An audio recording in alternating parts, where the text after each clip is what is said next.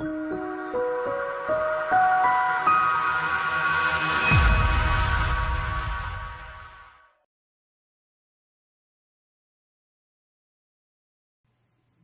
we're live. We're live. Hello and welcome, everyone. Yes. Nice to see you all. Yeah. Hope everyone's well and So have a good hello, day in whatever everyone. time zone they're in around the world. Yeah. Okay, so Ren, if you start, then I will follow after you. Yes, of course. So what I'll do is I might just give it a few minutes. I guess everyone who's here is in. So I will start straight away. So on behalf of the Information and Records Management Society, welcome everyone to the very first event and launch of our Artificial Intelligence Initiative. And we're going to be having a course of events and meetings where we'll be, like we are today in the others, looking both at AI technology that's emerging, but also discussing the practical information governance considerations and also the ethical considerations around it. So we commence today with Microsoft Copilot, and delighted to have Vivek Bhatt of Infotection here, who Maria will introduce in a second. So we'll be looking at Copilot in terms of what it does, but particularly how to get ready for implementing it. And then what we'll be doing is having a roundtable discussion afterwards. We'll be discussing some of the key questions that might arise that we want answers to give us assurance about how best to safely, securely, etc., use artificial intelligence. And the last thing I want to say is obviously we work very closely with Microsoft, and as we run this event on Copilot, there's a very recent announcement at Ignite that's of interesting, where they're adding a lot of analysis and control features into their new AI hub in Microsoft Purview. So they're doing a lot of work to safeguard the best use of generative AI. So that's also really exciting. And that's going into private preview at the moment, but obviously we'll keep our audiences posted on what we learn of that as it emerges. So a huge thank you to everyone for attending, and let me now pass back to Maria. Hello, everybody. Good afternoon, good morning, good evening, wherever it is in the world you're joining us today. It's supposed to be Thanksgiving Day today in the US. So I'm like, ooh, maybe they forgot. They signed up for this. They forgot it's Thanksgiving Day today. So, but anyway, it's still quite early. But for those in the US, happy Thanksgiving Day. We are fortunate today to have. So this is how we're running today. So we have that welcome and overview. We will have Vivek's presentation on Copilot. Are we ready for it?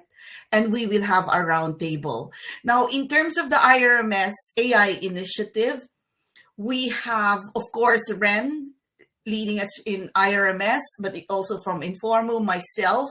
I'm Maria Lim, and I'm the I am Tech Chair at IRMS, and I also work for Infotection. There's James Lappin, who will probably be joining us shortly.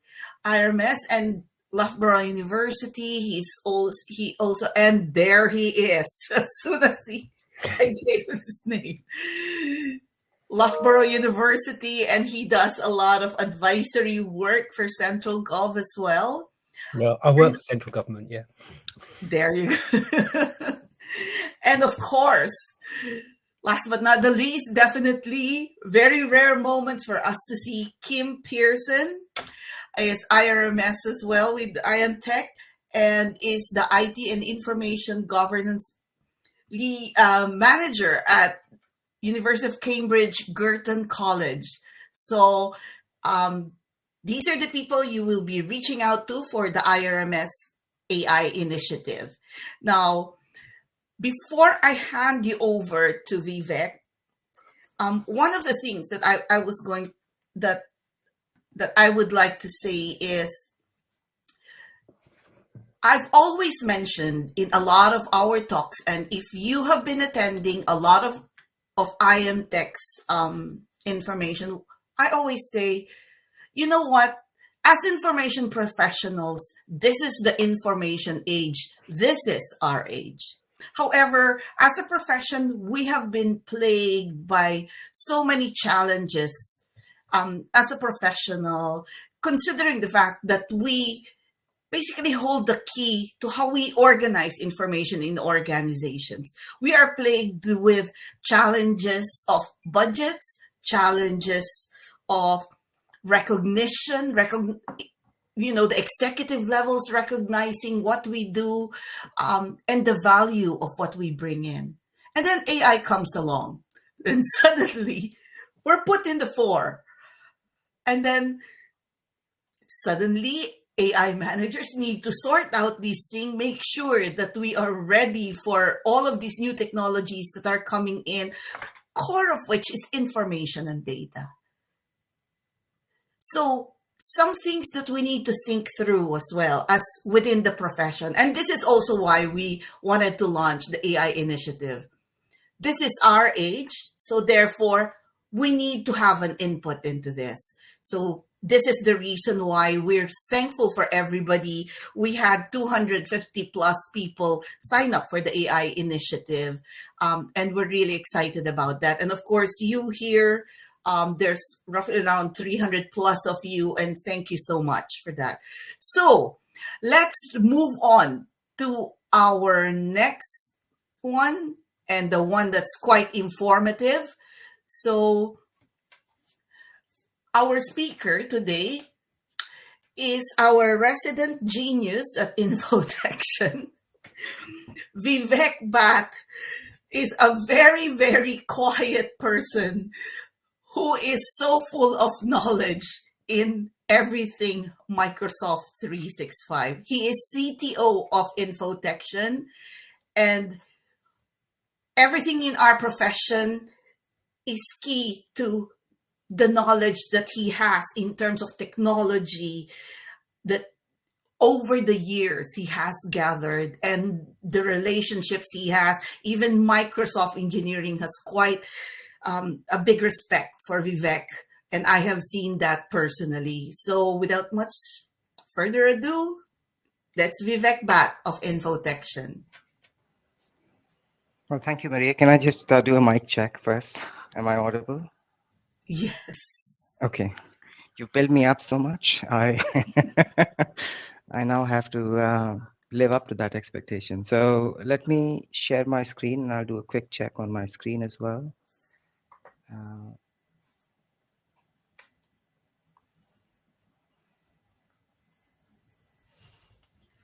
okay, I need to. Okay, so can I check if you are able to see a PowerPoint presentation Not slideshow? yet. Not there we go. Yes, that's it. And people, I'm sorry, I forgot to say the housekeeping rules. If you have any questions, please feel free to put them on the questions tab, and when Vivek has his natural breaks, we'll ask those questions to him. And also please feel free to do that, to ask the questions directly. Thank you. Well, thank you. And just so you know, I'm only looking at the slide, so not monitoring the chat. But as Maria said, I will pause at the end of each section and take questions, and hopefully I can respond to those. If I can't respond to those, I'll take those questions and respond offline. Okay, so let me see, how do I move forward?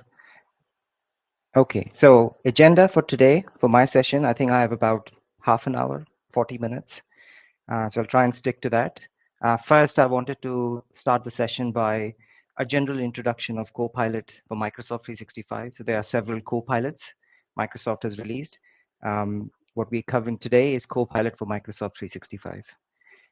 And then we will move on to talk a little bit more about my experience or my team's experience in assessing Copilot for Microsoft 365, and what do we see from an enterprise risk assessment point of view, our individual assessment, and also the assessment collected from um, collaboration with other partners and companies, including Microsoft, on how ready Copilot is.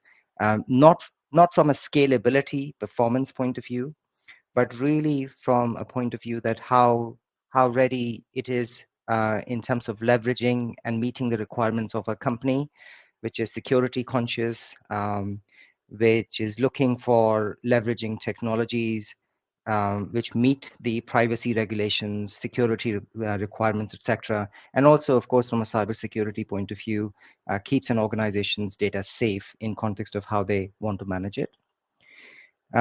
We have a co-pilot readiness checklist. Of course, it makes sense that once we've done the assessment to also share what organizations should do to get ready for Copilot, if you're looking to implement Copilot or interested in looking at it. And then finally, what are your options for evaluation? So which flavors of Copilot are available? There's a few names, there's a few options. So a couple of slides to kind of look at, and then if you wanted to evaluate those, how should you go about doing it? What should be your first few steps in doing that? So Copilot for Microsoft 365. Microsoft launched Copilot in March 2023 and kind of introduced that as an AI assistant at work. So for people can still, on the call who are still figuring out the adoption of Microsoft 365, don't close your ears. But at the same time, Microsoft 365 Copilot brings an entirely new way of working, which I'm not sure we want to hear at the beginning of a session. But in some ways, it does bring an entirely new way of working, which is aimed at sort of more on the transformation side to bring efficiencies to modern work. Working with Microsoft 365 and digital information, and also improves the security, governance, compliance, and many more use cases, which um, today, as Maria said, organizations or businesses in general are struggling to cope up with the speed at which changes are happening, the speed at which organizations have to secure their infrastructure, their information, their data. And the positioning of Microsoft Copilot is more on the productivity side, so enabling people to be more efficient with how they do work, but also strengthening an organization's security and compliance posture. Um, 18 months ago, I don't think we were expecting to talk about AI so much, and that's kind of reflected in this graph. The diffusion at this scale is unprecedented. And the growth curve, as we have seen for the most popular technologies in last 10, 15, 16 years, is no longer a gentle slope, which usually is. If you follow mobile phones, the time it took to get to 100 million users of a mobile phone, Facebook or social media, we were talking about the adoption in years, whereas with ChatGPT, generative AI in general, it's sort of about 3 months. So it's a very vertical line that ChatGPT or generative AI has created all of a sudden in this market. So what is Microsoft 365 Copilot? It's an AI powered tool, again aimed at productivity. Helping users in creating content, in finding information, and kind of work alongside your popular Microsoft 365 apps, which people use every day, such as Word, Excel, PowerPoint, Outlook, Teams, and many more, even with some of the low-code development solutions, such as Power Apps, Power Automate. So every business is learning about the power of AI, and it's important to understand how Microsoft 365 Copilot brings the power of AI into a secure business context.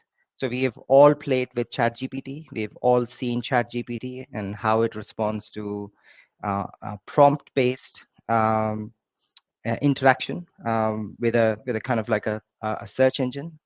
Whereas Microsoft 365 Copilot brings that capability, the large language models, but also your organizational data, your Microsoft 365 apps with which it's integrated. And then we will also talk a little bit about what does it mean actually the internet, because there are some areas where from our risk assessment point of view, we have highlighted and we want to highlight in this session the considerations organizations should have before launching Copilot to the user.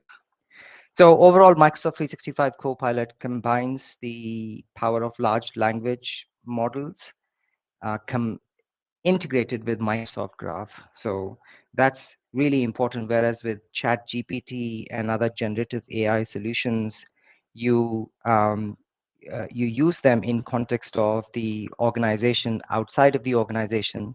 Microsoft 365 Copilot leverages the similar large language models and applies them in context of your organizational data, which is in Microsoft Graph. So using calendar, emails, chats, documents, meetings, the information collected within Microsoft 365 Graph from these applications, which I just mentioned, and more Microsoft 365 apps, and use that information to be able to prepare responses similar to a ChatGPT like response.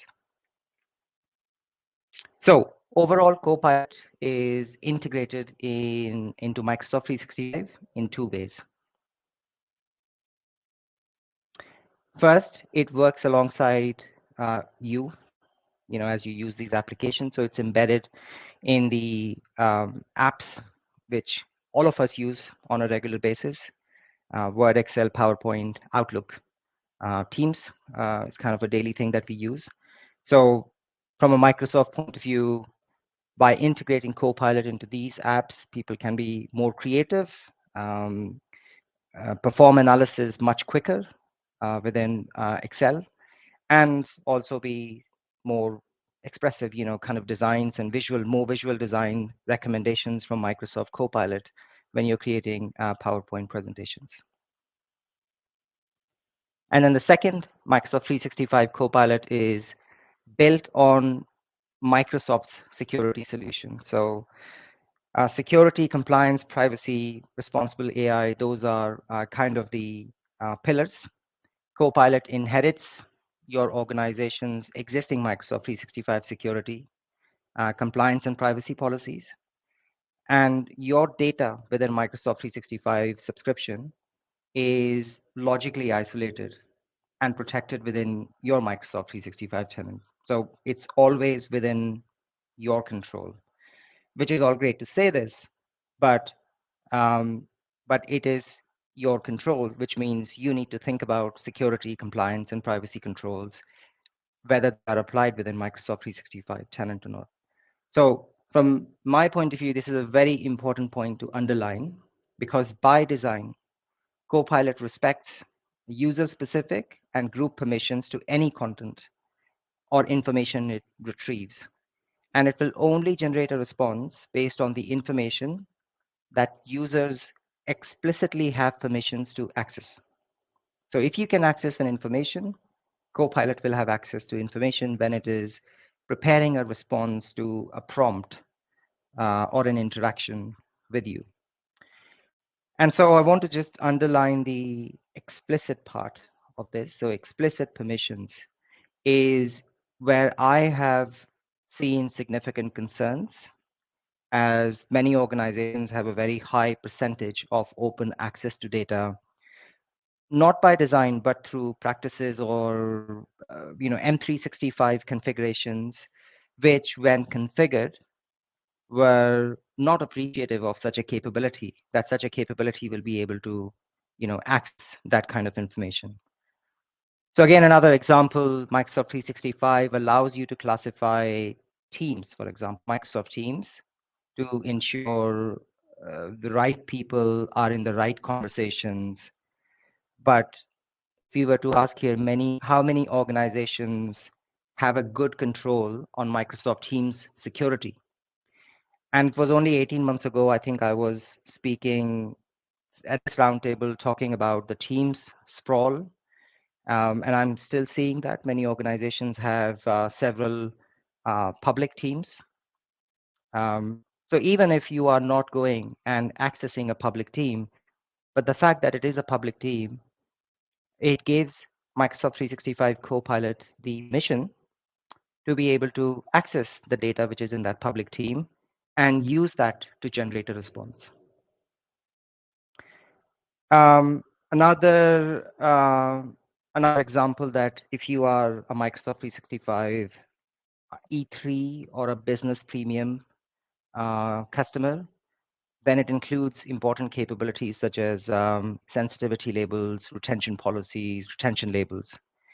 And that's something which is quite important to manage your data security and also lifecycle management. We've talked a lot about that at previous roundtables, the importance of lifecycle management to manage information based on its value, based on its age, and so constantly get rid of redundant, obsolete, trivial data, information of short-term value, manage it through retention policies, information of long-term value, manage it through retention labels, etc. But we know that the adoption of these capabilities is kind of still being discussed and far from fully implemented.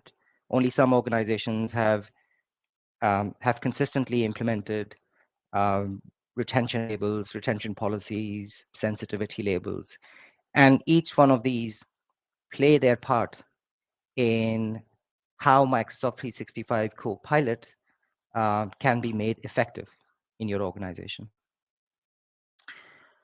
So in some ways, Copilot operates in line with your tenant configurations. That is confirmed. We've kind of tested that, validated that.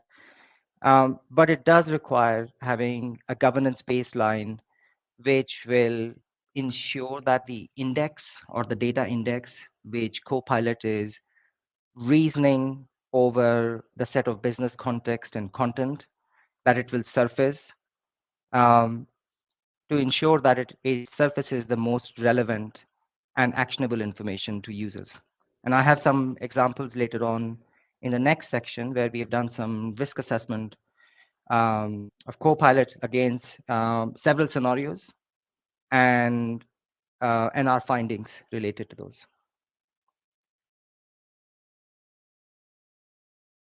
And that's my next section. But Maria, I just wanted to check if we have any questions so far.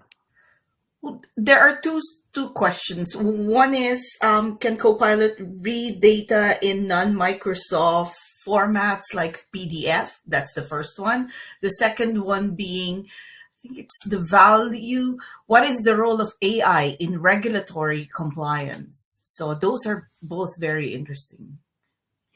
Well, the response to the first question is quite easy. Anything that is indexed, anything that you can search within Microsoft Search is indexed.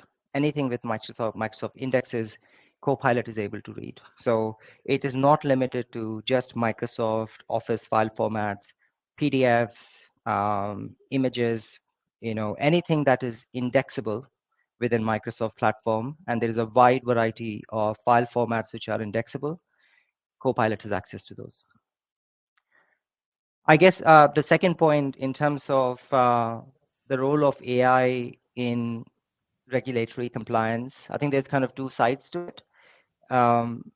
There's a separate topic altogether on ethical use of AI and how AI is used, especially by organizations who are delivering services, how to the customers, outside the organization, and how the data processing is happening, and how that data, when processed by AI, is managed in line with the regulatory compliance. So Copilot for Microsoft 365 does go in there in terms of um, evaluating its processes and how it creates data and how it processes data to meet the organization's privacy, legal, regulatory compliance requirements. And now with some of the announcements like Ren mentioned with Microsoft, Purview integration with Copilot or generative AI, there are more and more capabilities coming where it's really important that not only the AI use in identifying the information which is required for legal and compliance reasons, but also the content which is created by generative AI, that it has the understanding and it has some rules built in to be able to identify whether that response itself includes information which is of relevance to legal and regulatory compliance. So there's some features coming already announced. Some are in private preview. Some are sort of a little bit sort of early stage, where there's going to be more integration between what Copilot does, how it generates the content, and how can you manage the security and compliance of that content which is being generated. Okay, Vivek, I have two more that quickly get into it. So, does Copilot have any external connections? And if so, how does this work within a GDPR remit? Mm-hmm. And I'm going to cover that. I'm going to cover that. The very next slide is just about that. okay, So that's I'll great. And answer then that. the next one, for a particular person, is Copilot's use of content scope to that person's access? Yes, 100%. So again, as I said previously, the Copilot response will be based on what that person who is interacting with Copilot can access. And Copilot's responses will be limited to that. But there are some issues we found based on the research we have done. And I will highlight those when I come to the next few slides on some of the findings from our side and where Copilot can make mistakes. And what I call as confidently inaccurate. And I think that's one of the risks which I have identified, and many people have identified. Different names have been given to this, but I will cover that topic as well. But a simple response to your question is yes, it's only collecting the data based on an individual's access to the content within Microsoft 365. Okay. There is a question here, but I'm not so sure if you'll cover it as well. Does Microsoft use your data to train the Copilot AI? I will cover that. Yes, I will cover that. I have some facts, and it is one of the fact that Microsoft uh, do not use your data to train the large language models.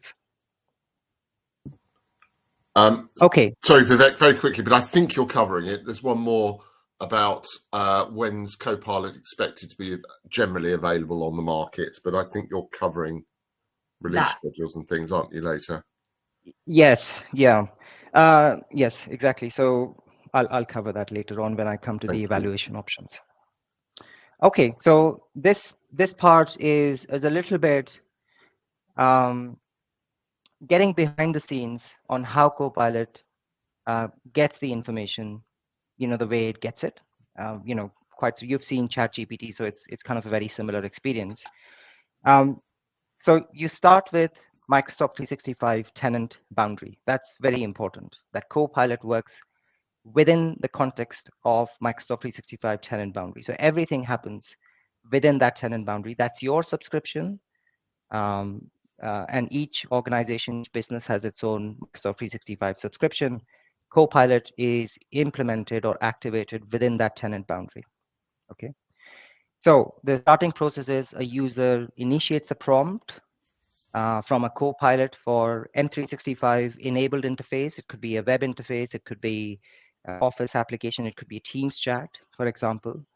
And it could, you could be asking a question like, what is Maria's password?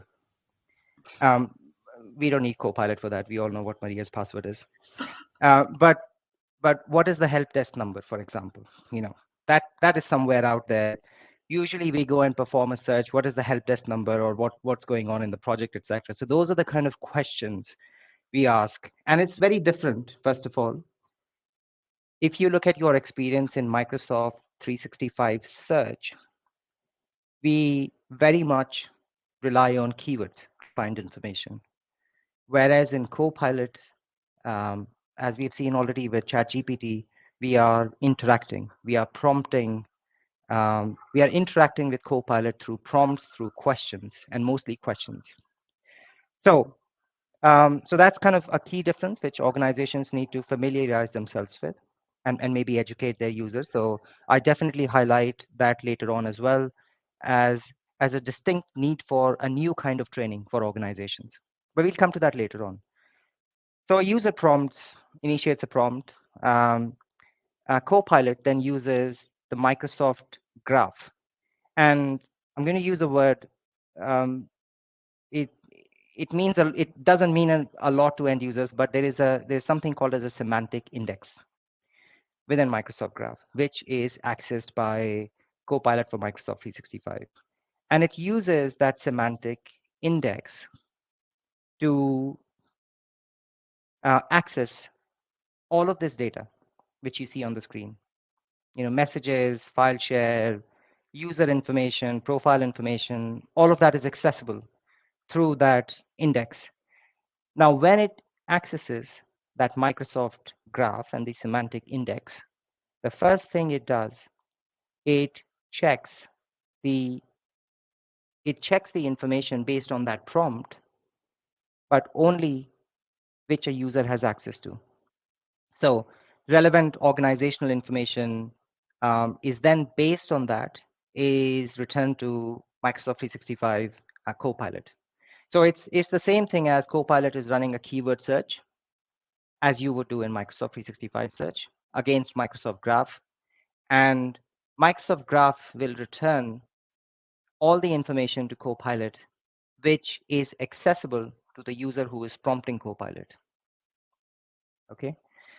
Then Copilot leverages large language model, which is what is powered by ChatGPT, and an instance of ChatGPT which creates this large language model, which is trained on public data, but no more. It's only trained on public data, or the web data, as of I have in my next slide, 2021. So it has no knowledge of the events after 2021. So if you were to ask who won the Cricket World Cup in 2023, it wouldn't have the knowledge of it. So it will have to go outside to get that knowledge because the large language model is not trained on that public data. Now, if your organization has enabled Bing Chat for Enterprise, which is enabled by default, so that's my first call out to everyone, that if you are looking to enable Copilot, then Bing Chat for Enterprise is enabled by default. And Copilot then uses Microsoft Bing to reference the public web content through Microsoft Bing, and then gets you a response. So if I was to ask Copilot, Copilot for M365, who won the Cricket World Cup in 2023, it will go to the large language model, it will go to the Microsoft Graph, and maybe there is a post within in protection about who won the Cricket World Cup, and then it will get the information, but it can't get the information. Then it will go to Microsoft Bing and collect that information from the public web data. And then finally, the information is returned from Bing back to Copilot.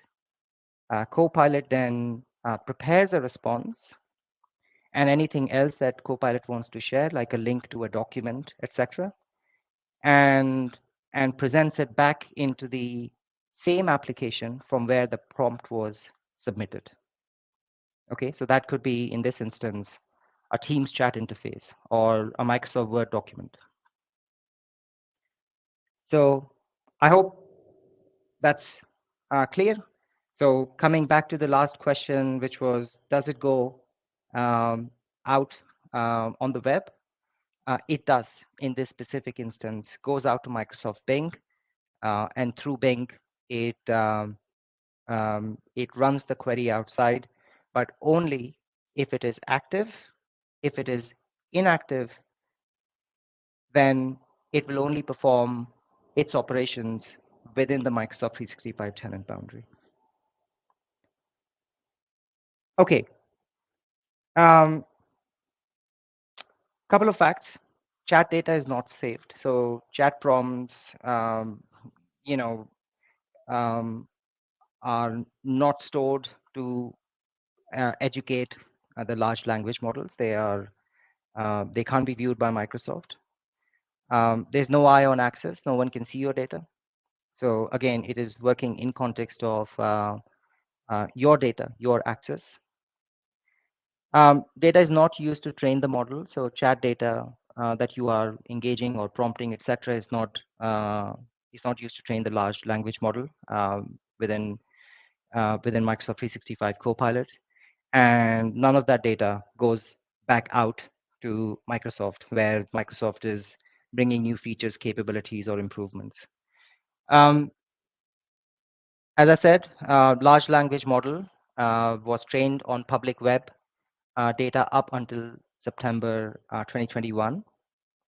And as I just explained that, if it doesn't find the information that you are asking in the prompt, it will go out to Bing, but that access is controlled by you. You can choose to enable or disable whether Copilot goes outside of the Microsoft 365 tenant boundary.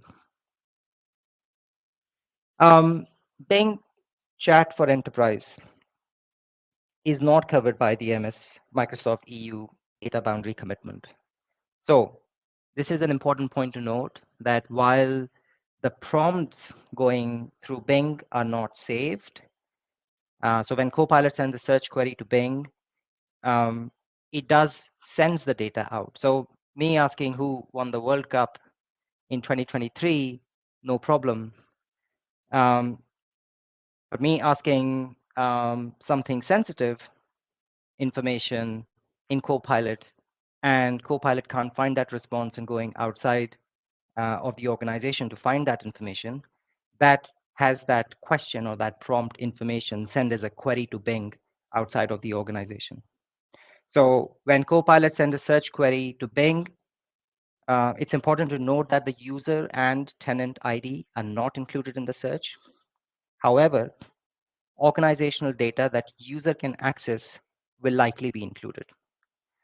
So some of that data can be sent outside of your Microsoft 365 tenancy, where again, Microsoft or the Bing doesn't cover the EU data boundary commitment. So that's something to note. For many organizations, this is significant. And if you accept the default settings and allow Microsoft 365 chat experiences in Copilot to search Bing for the web content, there is a risk that sensitive organizational data could leave your tenancy. So just be mindful of that. It's not something that is not controllable. As I said, it can be switched off. So I will cover this later on in our recommendations as well. So that's one risk to highlight. The second risk I want to highlight, which I think in my mind is kind of a little bit more bigger than this one, but that's just my point of view. Copilot can access sharing links, which are shared with either anyone or anyone in the organization. And it's something for you to think about. How many times have you created a link from OneDrive for Business, of a document in OneDrive for Business, and instead of typing the name of the actual person you want to share it with, you've just selected the option anyone in the organization, for a very valid reason, that you might think I might have to share it again with lots of more people. So I will just create this link and then I will share it with everyone. Whoever needs it, they can access it. Now, in this context, that anyone or anyone in the organization sharing link does present an information oversharing, overexposure scenarios quite a lot for an organization. And that's something which we are seeing more and more is a cause of concern for organizations, where before launching Copilot or before releasing or activating Copilot, organizations are starting to think about what are the information oversharing risks which exist. So is your organization's information safe? I would say three things here. Copilot surfaces all organization data which an individual has at least view permissions. And what we have seen is that more than 50% of an organization data is somehow at risk because of the open access issue, because of the public team issue, because when we share links, we are increasingly sharing links with anyone in the organization option rather than people with existing access or people or named individual access. And I think that's a factor which is creating a risk of activating Copilot by organizations. So something to keep in mind. Majority of the data has no security classification to it. So even though you are sharing links, and this is a good practice, which is much better than what we were doing a few years ago, sharing attachments and copies of files, etc. But many organizations, as I said, have not implemented data security controls. So, security classifications, sensitivity labels, data protection controls, etc. And so that does create a risk, especially where sensitive information, privacy compliance information is, and you might argue, well, that is the current situation now, and I can go and perform a search within Microsoft Search, and it will still give me data. But we believe that somewhat Copilot, if these items are not addressed, could make that situation worse for you. I think it will surface more and more such data which was not visible to you. And then the third is, well, as I said, AI-generated content is likely to create more new scenarios, more use cases related to sensitive data. I have some statistics later on how much data we are generating today. And the Copilot scenarios, we are already seeing that it is so easy for us to write documents or create new type of content. So we're going to be creating a lot more content, just a lot more faster with a greater efficiency. But if the governance, security, permission controls are not configured correctly, then this could add more to the existing problems which organizations face around permissions, oversharing, and lack of data classification.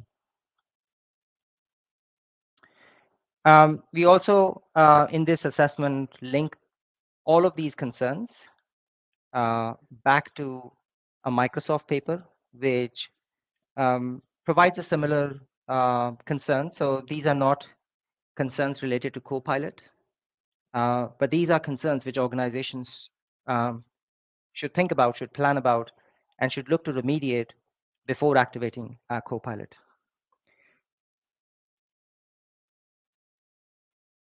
So in summary, information risks related to Copilot are oversharing. And we did some tests around that. So I logged in as a user who had never accessed a public team, nor had worked on any document in the team. And we asked Copilot through the Microsoft 365 chat interface in Microsoft Teams, what documents is Alex Vaughan in my team is working on? And Copilot responded with a link to a policy document. And I had no knowledge about that document. And of course, I was able to access that document because it was in a public team. So normally, if I would have gone into Microsoft 365 search and searched for a policy document, I would have gone to the intranet or searched in the intranet, which is normally what we do, looking for policy documents. But we observe that Copilot is able to bring the policy documents and information from policy documents and summarizations from the policy documents from across multiple places. And so the second part is confident inaccuracy. We then asked Copilot questions about, HR policy. It gave very confident responses, but it was giving responses based on multiple versions of those policies, which were sitting somewhere between a public team, a SharePoint site, a OneDrive for Business. So created confusion. And when we followed up the responses with prompts, we received further confusing responses from Copilot. So again, this is not a Copilot issue. It's an issue of that we've been dealing with for a long time, duplicate copies of data. If you retain redundant and obsolete data, there is a risk that Copilot or search will find it. And however, because Copilot will summarize the content, and we've seen that the responses are very confident, they are very definitive responses. The original source from those responses may not be obvious. Whereas if I look at Microsoft Search, I type the same thing, policy document, I get responses, and maybe there is a policy document sitting in somebody's OneDrive for Business, but there is a human adjustment that I'm able to make, that this document's location is OneDrive for Business versus the other document which came up in search is sitting in corporate intranet. And so I'm likely to access and inform myself based on that document or that version of the document which is sitting in a corporate repository rather than a OneDrive for Business. So I think that's one area which we felt was creating a lack of transparency in those confident responses. And it wasn't very clear to us where did that response come from. Whereas in search, we know very clearly where that file is stored. The final point is content sprawl. Copilot will absolutely lower the barrier to entry for creating self-service content, more complex objects which you wouldn't create normally, and it will certainly make it easier for you to do stuff. And we trialed it with, for example, Power Automate, Power Apps. You can just type in a question and it will write a flow for you. So making it super easy to create those low code solutions, low code automations, which if your organization has made it available for everyone within the organization, then you can very easily write those Power Automate flows and automate your work. So overall, it is helping. It is helping us create the content. But if there isn't any governance on the content, on the objects, on the flows, we can very well expect that in a few years' time, we will have a lot more data. So give you an idea, on average workday, Microsoft customers add over 2 billion new files to Microsoft 365. And that is created only through user-generated content, migrated content, and content which people are receiving from other sources. So that is an outcome of a human activity. And we certainly believe that with Copilot, that number of daily net new files, net new content, net new objects created is going to go significantly higher for good reason, for sure. But organizations need to think about how to manage it and how to apply governance to it, because with that amount of content being generated on a daily basis, you for sure cannot expect your users to classify the data. For sure cannot expect people to identify records and apply retention labels. And you for sure cannot expect at the end of life cycle to somebody to sit down and review all of those items and decide whether to dispose them or keep them. So that completes this session. I have the Copilot readiness checklist. Maria, any questions, and how am I doing with time? Loads of questions. I think maybe James, Kim, other questions I may have missed. I'm trying to answer something new. One of the questions I thought was quite useful here: can Copilot be configured to use only certain MS apps or data sets, for example, excluding data within Teams? Not at the moment. You can exclude data based on how you control access. So you can't configure Copilot to exclude some things. And I was asked a question in another session, well, can we not just take sites out of index or teams out of index SharePoint? Absolutely, you can. It's your choice. But I think the answer is the other way around. You should manage it through governance, manage it through security permissions, access controls, etc. But no, you can't configure Copilot to include certain sites or exclude certain sites. Hi, Vivek. Another interesting question was about the semantic index. So the question was, could a tenant configure semantic index or in some way? I said I thought they couldn't, but I'd be interested in your view of it. No, again, the configuration of the semantic index. Well, I would love to hear what kind of use cases are there to be able to configure, but the levers are again the levers which are available to us right now: information architecture, access controls, all of those kind of things which I've already talked about. But there isn't a setting that you can configure that semantic index. You can't do it today. Copilot doesn't bring any additional capabilities. The other question was invites you, Vivek, to compare it with MS Syntax and whether Microsoft have connected them in any way or they're completely separate offerings. They are completely separate offering, but you will see that Copilot will integrate with every single thing. So I need to go back and check on some announcements which Microsoft was going to make. There is some announcements around SharePoint Premium. So we know that Copilot is already integrating a lot with Syntax, some of the SharePoint capabilities. So while Syntax use cases are totally different, it's a totally different application.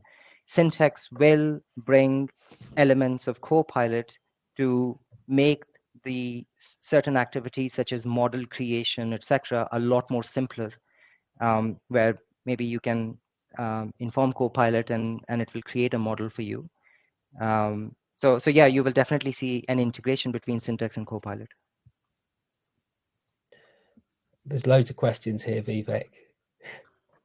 A question from Jody. Do you think Copilot will impact the information lifecycle? Will it make organizations either more keen to delete stuff because they're worried the stuff you mentioned earlier about sensitive information being leaked, or less keen because they'll think, oh, there might be good insights there that Copilot could use to generate content? What's your feel at the moment? Well, I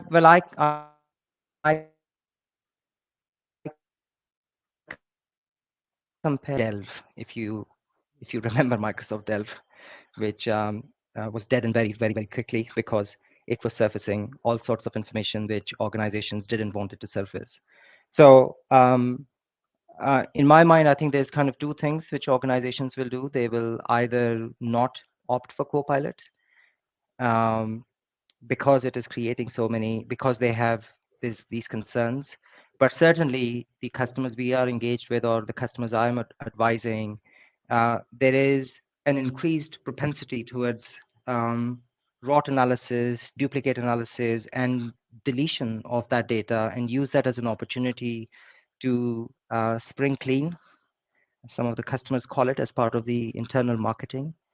So I'm definitely seeing organizations who are looking at Copilot seriously are looking at data lifecycle management, are looking at data cleanup, what Microsoft calls as dark data, discovery, deletion, etc. All of those initiatives which are dead and buried a few years ago are coming back to the surface. Great. Question from Neville. Can Copilot searches be monitored to identify misuse? So if a member of staff is using Copilot to try and find out personal information about a colleague, for example, would an administrator be able to know that was happening? Very, very good question. There is a lot of integration planned by Microsoft. I'm not sure how much I can say in this call because I've lost track of how much is under NDA, how much is not under NDA. But there's a ton of work happening, especially in the space of data loss prevention, detection. Scenarios like these, which are covered by insider risk management scenarios, activities, etc., which will create alerts when something is being done in context of Copilot, which does not align with the rules that you have configured within your tenant. Yeah. Just on the subject of time, sorry, just to interrupt. I've put a note in.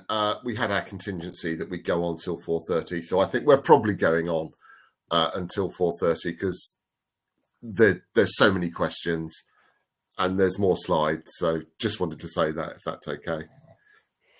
Vivek, can I ask you for your own personal opinion? Do you advise organisations to switch Bing Chat for Enterprise on or not to switch it on?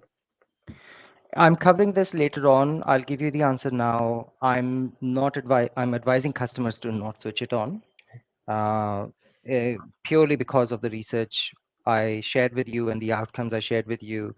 I don't believe that when organizations have a real use case, first of all, where they need to go out and search on the web and send and run the risk of sending their sensitive information out onto the web. So my recommendation to customers is switch it off until you have evaluated Bing Chat for Enterprise against your privacy risk assessment. So absolutely important to do your privacy risk assessment. Sometimes I've seen that the Bing Chat for Enterprise component creates delay in completing the privacy risk assessment and hence delays the, especially in the private preview side, the adoption of Copilot or acceptance of Copilot. So it's much more easier to switch it off, do the privacy risk assessment on Copilot, get that risk it creates. It will be much more easier and more frictionless, I would say, in terms of getting ready and getting Copilot to your users.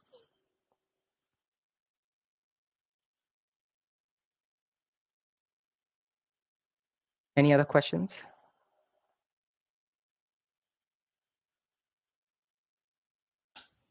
Loads, but I think let's move on so we can go to we can reach the what do we need to do to become ready for Copilot. Okay, all right. So I'll make this one quick. So this section is all about getting ready for Copilot. So you've heard what Copilot is, you've heard what we have seen, etc. with Copilot, where the risks are, but compared to the risks I'm seeing with organizations, the risks organizations are dealing with their employees going out on the web and just using ChatGPT. Copilot is sort of positioned to contain those risks or mitigate those risks. But it all starts with establishing a foundational governance. I don't need to tell you about foundation governance. I'm preaching to the choir here. So the Copilot readiness starts with establishing that foundational governance. You have all company data, you have private data, sensitive data, you have records, you have information of long-term value. So having those policies, applying those policies, implementing, enforcing those controls, is the starting point for many organizations. But specifically, what I think as a real first starting point is some very specific targeted action points. So first things first, you really need to manage any one open access scenarios. So need to review your M365 sharing settings, remediate your access control configurations, report on open permissions. It's possible across the tenant to be able to generate a report to understand what is the current state of the links which are shared within or created by people or open access in teams, etc., which is just available to everyone. And when I say everyone in the organization, it includes your guests as well. Okay, so evaluate those risks. I think that's really important. And some of the concerns that I get from customers, organizations, and also what I heard here, well, can we not just configure the Copilot index in a way that it can only access these sites and we will figure out about the rest of the sites later on. So you will avoid going in that direction where you would want to control the index and you would apply controls such as take sites out of index, search index, etc., which have further consequences, is to have this one clear action to manage your tenant level configuration settings, sharing settings. If you are an organization who have activated anonymous access link sharing, please review that. You may have a very good reason to actually. I've been working with a European customer. They have a very, very valid reason to allow anonymous access to files in OneDrive for Business, but it still needs to be managed as an exception, not as a normal rule. You need to look at automation of classifying existing M365 data. Um, your content is growing, the longer you're delaying on classifying your data. And when I say classifying your data is also about what, James asked me the question about that rot, redundant, obsolete, trivial, short-term value, content which is aged, not accessed, not modified for a long time. I'm observing that organizations who have implemented even the simpler capabilities such as retention policies for which you don't need E5, or sensitivity labels for which you do not need E5, you are still better off than waiting for AI capabilities to be able to classify your data. Copilot is not going to classify your data. You still need to classify your data. I covered that. Automate data lifecycle management. There are several Microsoft 365 tools available. With Business Premium, E3 capabilities, which can help you identify, such data and manage it through retention policies and delete those. You'd be surprised if you were to do an assessment of just your teams and your tenant, that how many teams you will find are not used, or empty teams, or teams with no owners, teams with data but haven't been accessed for a while. So there are a lot of those low-hanging fruits which you can leverage to your advantage now as you're thinking of getting ready towards AI. And and this isn't just about Copilot. This is, anyway, we have all been talking about for several years in this roundtable, in this forum, about good governance that organizations should think about. I think with Copilot, with AI, as you ask the question, who is doing what, or what's going on, what activities are happening within the rules, outside the rules, I think that's really important. The having those rules, having KPIs, having some reports, or capability to have reports to be able to kind of bring some of those insights to life, surfacing actions, items, sensitive data related activities, usage patterns, etc.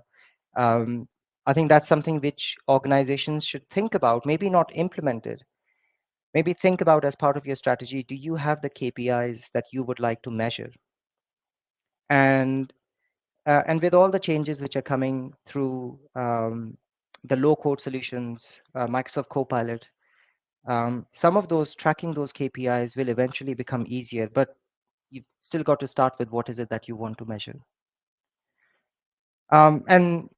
And then, as I said, you need to think about educating your users, your Copilot users, for what I would call as a prompt readiness. So a couple of things to be included here. Education is, of course, very key in this, training end users and pertinent subject matter experts is really important. It's important to alleviate any concerns of how AI works, what it is doing, and bust some myths about AI. So not only the end user training is important, I think it starts with educating, raising awareness of leadership, people within compliance, privacy, security roles, etc. Ensure all subject matter experts are educated and informed based on their roles. So any concerns are addressed ahead of time, and you don't run into Copilot issues where somebody raised the concerns about, well, how does it handle privacy, and there isn't a response to that. And then finally, I think this is the new kind of training, in my opinion. Generative AI is creating, a new concept called prompt engineering, the art of asking questions to get a response. So I think this will become quite important for organizations. I attended a Gartner summit as well quite recently, and there was also a mention of this prompt readiness training, which uh, need to be included, so people are educated to ask the type of information that they should be asking, which will help them be more productive. The real reason why Copilot exists and has been introduced in the organization. So in summary, M365 Copilot is built on your foundational governance, the quality of your data, the implementation of your governance, and your approach to modern way of working with digital information. So how effective Copilot is, how compliant Copilot is. Of course, Microsoft, that Bing Chat for Enterprise part, which I clarified. Apart from that, a lot of that compliance and security and risk mitigation is in your control, and it starts with this foundational governance. I just want to quickly cover, unless there are some burning questions, Maria, just a couple of more slides, and then we can go into the discussion, if that's okay. Yes, please. Okay, so then final thing, understanding the AI option. So maybe let's take a step back to compare the AI options. I haven't included ChatGPT here, but in Microsoft context, these are the three options you have. You have Microsoft Copilot Personal, which is available now. You have Bing Chat for Enterprise available now as well, and you can see the licenses. And then you have the Microsoft 365 Copilot GA in 2024. But there are several customers who are doing a private preview with Microsoft. You can join the private preview. There are some requirements for Microsoft. I can clarify that later on. I'm not going to go through this. You will have these slides later on, but these are some of the high-level comparisons on how these options stack against each other and what they provide. I'll just mention my opinion on each one of those. So Copilot Personal, my opinion is that most security conscious organizations are either blocking access to Copilot Personal or looking at measures to prevent organizational information being transferred by users into Microsoft Copilot Personal. Okay, because of what you see is that it really has no Microsoft Enterprise Security components. The next is Bing Chat for Enterprise, adds sort of commercial data protection capabilities. We talked a lot about is the prompts are not stored. So the prompts you're sending into Bing Chat for Enterprise are not stored. However, the processing of the data happens outside of Microsoft 365 tenant boundary. So recommendation, evaluate your privacy assessment in regards to Bing Chat for Enterprise. My opinion, organizations are opting to disable until a privacy risk assessment is completed and it meets their requirements. And I will add to that is there is a user education part as well. So Bing Chat for Enterprise does require a little bit more user education because of the fact that the data processing is happening outside.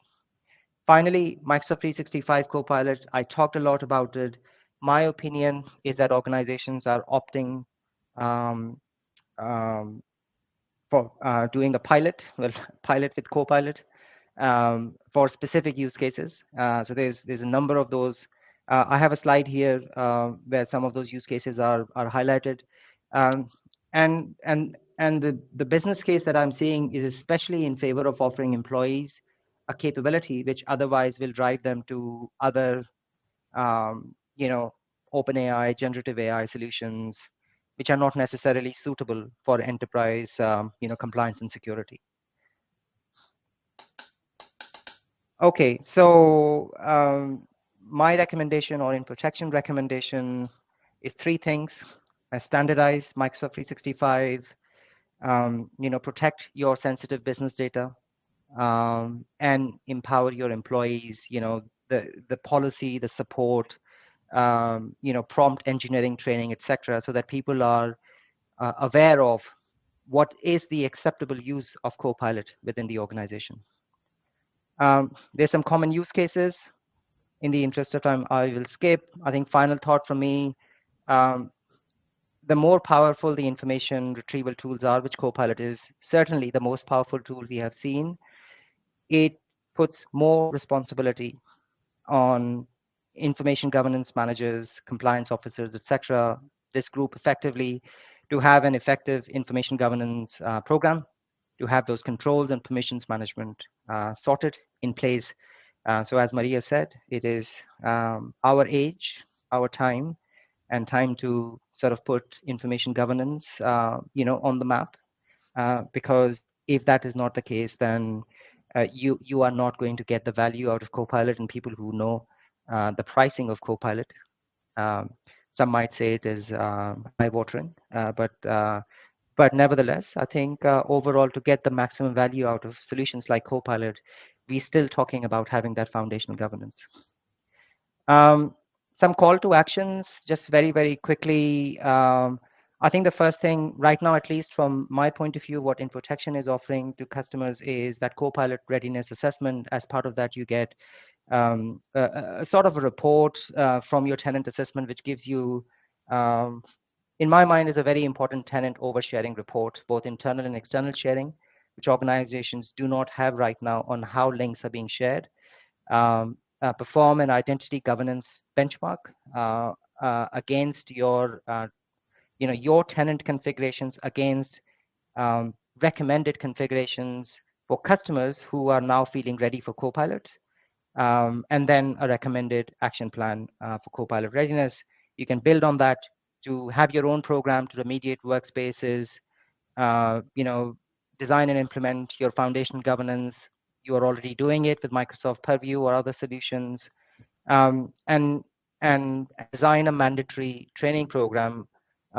In my mind, I think the two trainings or two types of trainings which are going to be really, really important is educate people on sharing, how to share links. If you can't enforce the disabling of anyone access, anonymous access, or anyone in the organization type links, then you really should think about educating people on when it is appropriate to create different types of links. And then, of course, you need to drive change management related to skilling your users on AI. We talked about subject matter experts as well.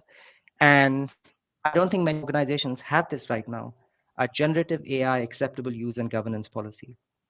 That is not just relevant to Microsoft 365 Copilot. You will see that generative AI, Copilot solutions, or other forms of large language models will very quickly start to integrate not only just in your modern work activities like Microsoft apps, but also solutions, custom solutions, third-party apps, etc. And as an organization, you should have a governance policy and acceptable use policy similar to what you have for everything else in your organization. So I think that's very important.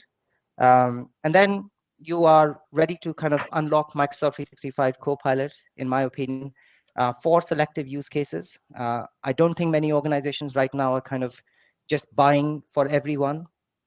Every single private preview we have joined with customers, they are for specific use cases, a subset of users, a very focused set of users who are evaluating Copilot, and then based on use case, the license are activated. And I think that's another thing, is that the use of Copilot is only limited to licensed users. So that's maybe another way to kind of control who gets access to it, because you have your use cases, you have your users defined, and then when you have your users defined, you can apply more controls around the usage activity of not just Copilot, but other applications as well. Just very quickly, InfoTection offers this tenant assessment, a report as a purely technical assessment. If you have any questions, if you want to inquire, if you are interested in Copilot, you can reach out to me. After the session, you will have my details. And I think that's it. That covers my my presentation. Maria, we can move to questions if you like. Thank you. So thank you, Vivek. And let me just quickly share my screen because we've prepared some questions that are that might that are still a little bit more. So I like the fact that it's very pragmatic things that you can do now. On the other end of it, Ren, would you like to take over these questions that we have pulled together? Yes. Very quick. Thank you very much, Vivek. Thank you. Absolutely brilliant. So much packs into such a short space of time. Fascinating. So there's a few questions here, a number of which actually I think you've already answered. But these were questions we drafted from, should we say, the information governance mindset around it, around trust, privacy risks, intellectual property infringement, being accountable about how you deploy and use it and come up with the newly generated content, retention and deletion of, and preventing that, increasing that sprawl of content by it. Just three more there. Consent. What consent do you need on behalf of people for this? Transfer of data across borders, you've mentioned, and then acceptable use. And as you said, in the end, a key part of the governance armory to be introduced should be an AI acceptable use policy as well. There's some stuff there for everyone, I guess, on the panel here to discuss, but there's also still some great questions in the questions that have actually come from our audience as well. There's still loads of things. I don't mind James, if we tuck into this or actually James, still cherry pick Kim? some of the questions. Yeah. So other things that we have collated in terms of questions around this one. There seems to be an issue with the PDF, but I've never seen it before, so it must be a setting. So that's something you can query. There seems I know that we've done testing on PDFs and it worked fine. So I'm not so sure why, for some reason, there is some issues with PDF at the moment. The only thought I've got there, and it might be a red herring, but is if they're scanned image PDFs and haven't been indexed in terms of the content. Well, traditionally in Microsoft Search, you would have to configure filters. Is what Microsoft, for indexing PDF content, there would be a filter, and for OCR imaging, there is a filter. So might be a good place to kind of check if those are configured. To my knowledge, for business premium and above customers, those are now already configured. But if you're using an older version of enterprise search, etc., then maybe a question of kind of maybe just asking your Microsoft. Best place to probably ask your raise a ticket with Microsoft, and they can clarify whether your search is or your search index is configured to be able to index the PDF content. Kim, anything we may have missed? I think a lot of it was covered, actually. I think it's the safeguarding and like you've got there about the trust of the information, what information is actually coming through, and how we can protect that, whether it can be isolated. So you've mentioned about isolating things by not giving people the licenses. With myself, with the university tenancy, there are 31 colleges. They're all doing different things, but the university tenancy would give my college, for example, access to information that are in the departments and other colleges that are involved. So it's whether we would be able to trust those other organisations and how the security is set up, because we don't have the control. So I think it will depend really on what tenancies people have within Microsoft as well. I would say, in that context, this isn't new. There are, even in the enterprise space, there are many enterprise customers who kind of are multiple organizations within a single tenancy. Without going too much into the technical details, there are new capabilities from Microsoft, especially in SharePoint. You might want to explore admin units. Is a capability which is quite effective in terms of segregating data within the tenant to ensure that not only users have controlled access, but also the administrators or cybersecurity or compliance people who are actually accessing the data and alerts, they can be separated within a tenancy based on those administrative units. Okay, thank you so much for that. A lot of organizations that are in there. Of course, the most one is the NHS, and then I saw Stephen Lemon is in as well for Northern Ireland. James, burning question. Yeah, and the burning Like, question comes from Kevin. Kevin's asking if there's a kind of policy issue where you've got a policy that you want people to look at, could you tell Copilot, look, this is a place to get an official answer for this type of query? You can't tell Copilot, but again, if you have the classifications and well, of course, Copilot looks inside the content, but Copilot also looks at the classification. So, for example, if your policy is tagged with a classification, let's say sensitivity label called official, then we have seen that Copilot varies its responses compared to the information which is not classified, and likely picks up the response from an information which is more enriched. But it's there isn't a way to kind of like in the Microsoft search, you would be able to promote search results. Copilot doesn't have that capability, at least not that I'm aware of, but I'll take that as a question back and see if Microsoft team have any response on that. But to my knowledge, there isn't a way to promote results, which is what you're asking for, make this policy and promote this as the official one instead of a copy sitting in my OneDrive for Business. Yeah. And I think that's where the major concern I have with all of this is that I could write a policy in my OneDrive for Business and call it official, and Copilot will read that policy and will give me a response based on that. And hence my third point in my opinions is that responding with confidence is the biggest issue when the information is inaccurate. I think Gartner did another test. I was reading through one of the articles that they asked about information which is likely in a leadership team, and even though the user didn't have access and Copilot couldn't access that team, it came back with a response which was confident, but it was inaccurate. But just to be clear that this isn't just an issue with Copilot. This is generally an issue with where generative AI is right now. So one of the things I would say is that trust but verify. Yeah, we need our end users to critically assess any responses that come back from Copilot. And I have one last question for you, Vivek. Is there any way that Copilot can tell us where it got its information from? So if I ask it for a 2-page report on X and it collates from different sources the output, is there any way I can find out which documents it's used to get the information? From the testing I have done, I couldn't figure out, although, well, depends the kind of question I'm asking. I asked Copilot, give me the policy document. Copilot gives me the link to the document, right? If I ask Copilot, create a policy document, it will just create the content for me.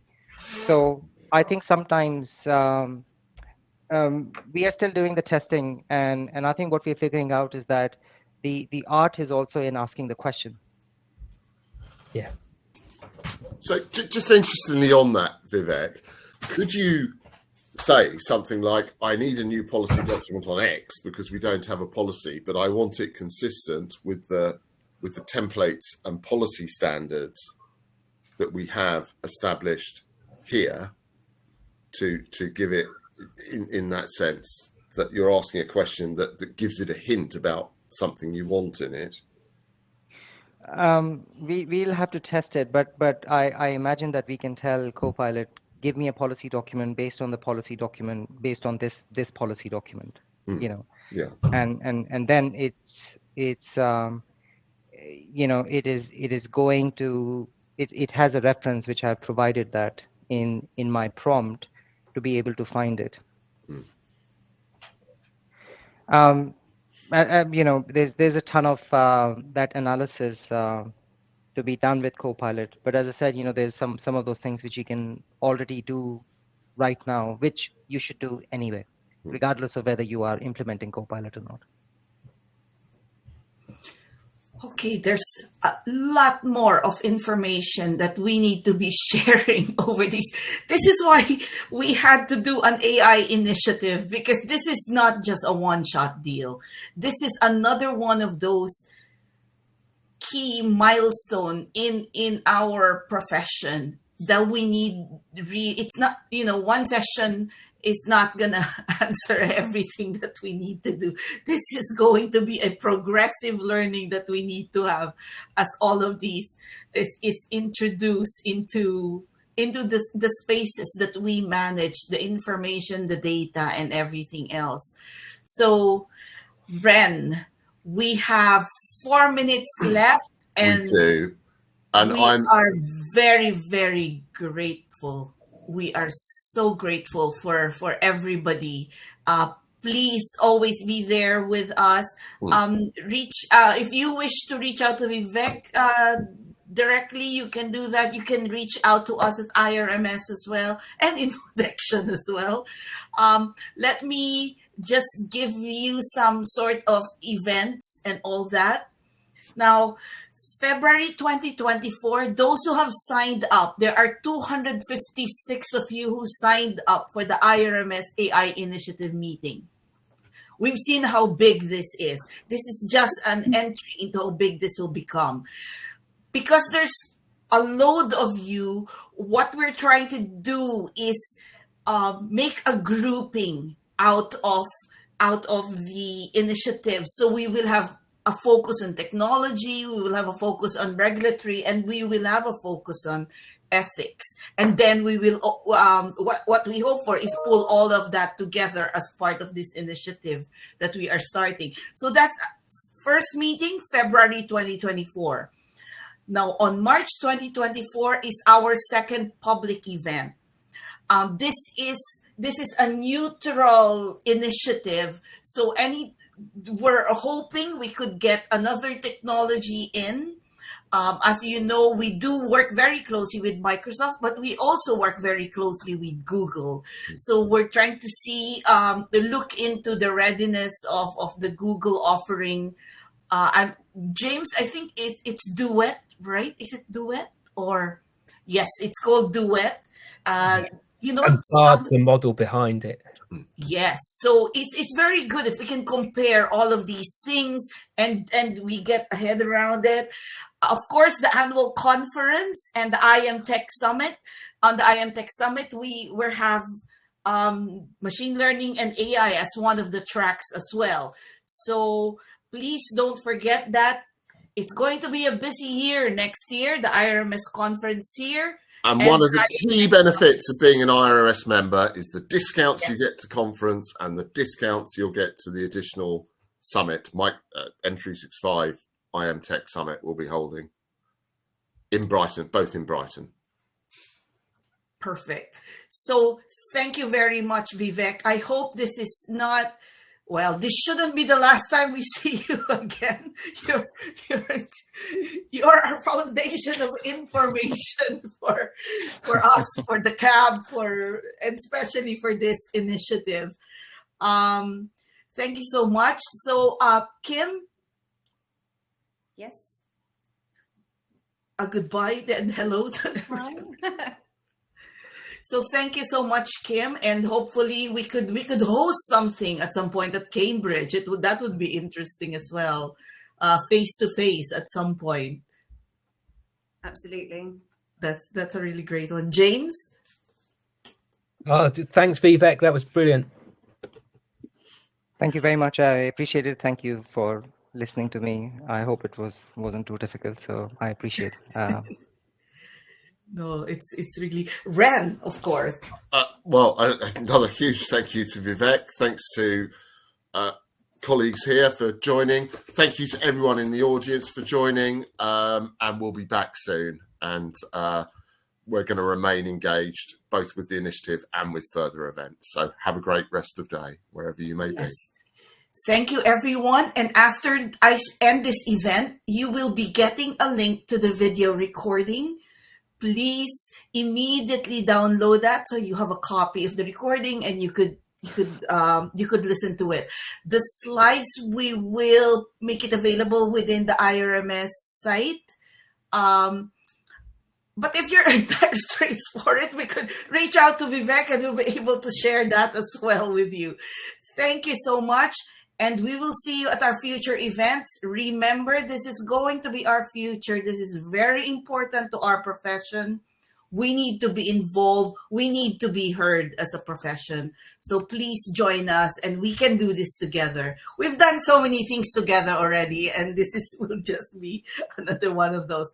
Thank you so much and have a lovely day. Thank you. Evening. Thanks, Maria. Thank you. Thank you. Bye, everyone. Thank you, Maria.